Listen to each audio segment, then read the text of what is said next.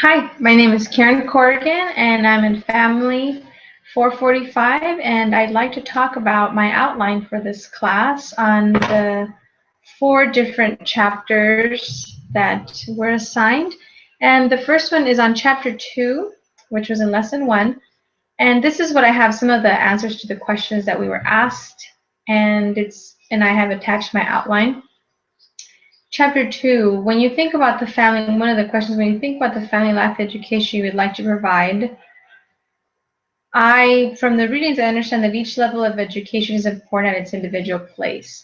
Before reading this chapter, I was very passionate about helping couples in marriage counseling, which is tertiary, which is the third.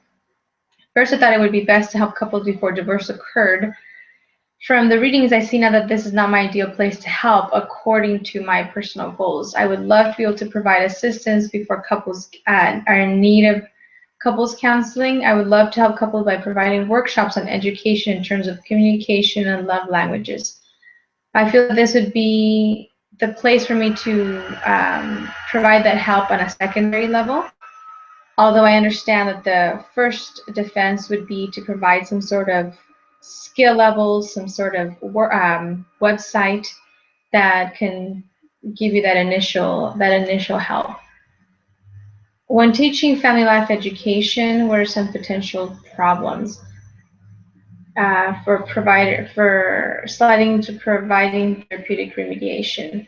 I feel that the problems lie in not focusing on the preventative nature that family life education can provide.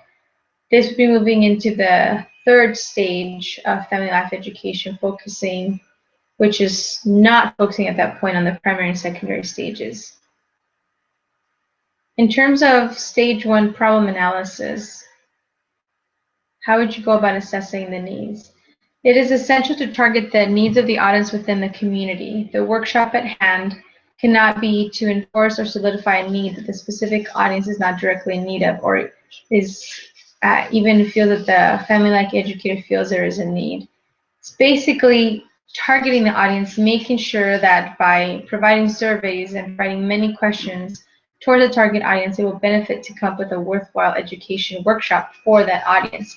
Not just something that me as a provider feels like that's what the community is in need of or that specific audience, but doing my research, doing different surveys to provide that attention to the need of the specific audience so that the workshop can be tailored to be very benefit specific needs. Stage 2, program design has to do with consulting the target audience in order to assess their specific and unique needs. How would I go about doing that? By working on specific surveys that ask questions about their individual situation and have meetings where certain questions can be clarified. Having a pre-meeting of sorts, making sure the surveys are being addressed and filled in correctly so that the information isn't skewed or there's different assumptions taken. The only way to tailor a program is to know as much about the community audience as possible. It is not possible to use the data from other areas, some scientific studies or things that are done at university levels, but at like a top-down model, but to be able to be at their level, to find out what is the basic need. And one of the examples that I like to talk about is, for example, in terms of church. If there is a ward with a lower income bracket, they may gather data about miscommunication and stress about money. Where a ward in a middle or higher income bracket may lack communication in regards to busy schedules and expectations. The readings are clear about using research and information gathering to the benefit of the audience needing the help. The chapter is just talking so much about making sure that the family life educators are putting forth the effort to get as much information, gather all the data necessary for that specific audience, and making sure that we're targeting the specific needs. In chapter 16, which was in our this week, the lesson 2, what are your thoughts about marketing family life education? Personal experiences, I come from a single parent household where my mother didn't have as much education, and so she struggled with 5 children and just kind of getting us by. And I've often wondered how some of the workshops that I've been privy to would have benefited her. some of the information, some of the funds, some of the resources that are out there are not necessarily getting to the people that need them, or that aren't even aware that it is something that they could qualify for, or that could value, that is a value to them.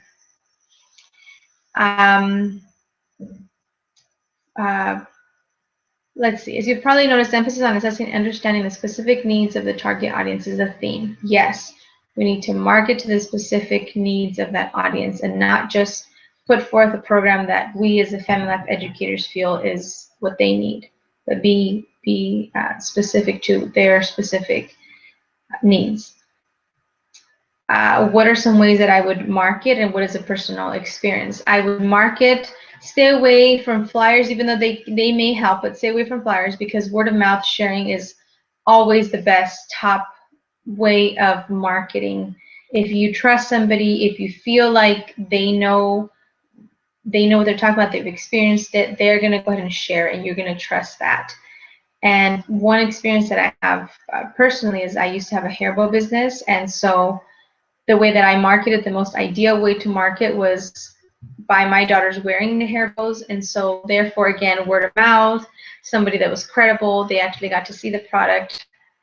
Therefore, they purchased the item. And so one thing that I learned from that experience was not just having this great product, but it was actually being put to use. And so while I was able to have that product be out there, it was worn. Other people that purchased the product, they really liked it, so they talked it up, they purchased it and gave it as gifts. And so this is the ideal for us as Family Life educators, is to market our services to those that are in need, and not just market them as a great product, but having other people feel passionate about sharing the information and receiving the help that would benefit them. So since I would be working on a workshop in my ward, that's the most accessible audience that I have at the moment, I would also like to extend it to a group of Girl Scout parents that I work with.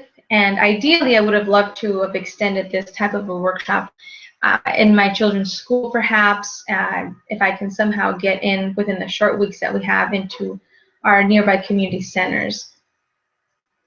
This specific type of work needs to move forth, and as we do our part to share and we feel passionate, we can get the word out. And I feel like another way is through spread the word quickly is through social media, is through Facebook or Instagram, Twitter, different ways where the new generation feels more confident, comfortable sharing through social media, and it's such an easy and accessible way to do so.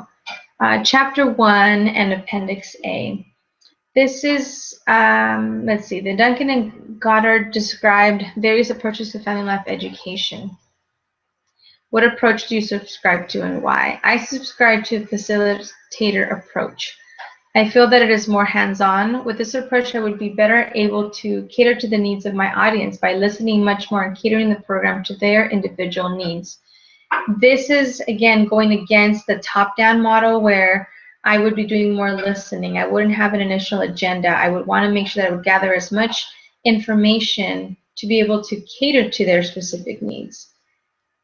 What are your beliefs about the purpose or role of the family? I feel that the purpose and the role of the family is to be part of a larger group. It teaches us to work together and live and help someone else, to provide that service. Think of others. There are many aspects of Godhood that can be learned in a family that include patience, love, again, service, the ability to share our belongings, our life, our memories, our everything that we feel makes us who we are. Let's see. What are the values or beliefs that provide guidance as you work with people, whether providing family life education or in some other capacity? For me, the main goal in helping people is determining what kind of help they seek or need. Again, not assuming, but helping where they are, where it is that they need it. What are their specific goals?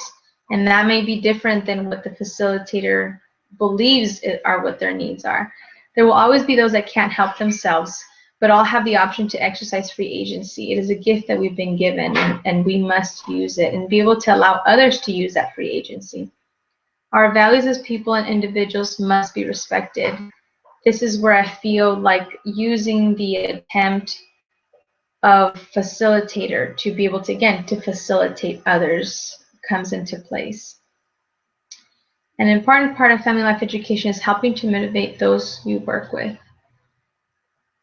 What is needed to motivate people, and what role do you play in the motivation process?